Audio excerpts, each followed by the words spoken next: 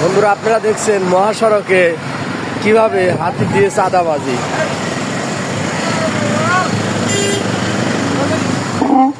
দেখতে পাচ্ছেন হাতি দিয়ে কি যানজট লাগা ফেলাইছেন।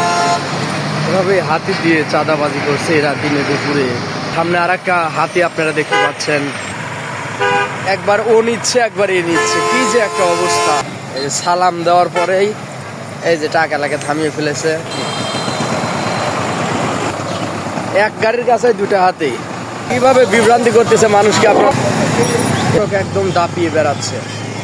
মুরব্বী ভয়ে নিচ দিয়ে চলে আসছে, এই গাড়িওয়ালার রক্ষা হলো না শেষ পর্যন্ত। এটাকে বলে ওপেন চাঁদাবাজি। অলরেডি পার হয়ে চলে গেল। টাকা দিলে রক্ষা নাই, ওরা মানে ঘাড়ের মধ্যে সুরসুরি দেয়, কোন টাকা দিলে হাতি নেয় না। টাকা দিতে হবে, লেবারও এখান থেকে যায় না, 10 টাকা 20 টাকা উপরে দিতে হবে। সোনার দৃষ্টি দেওয়া উচিত।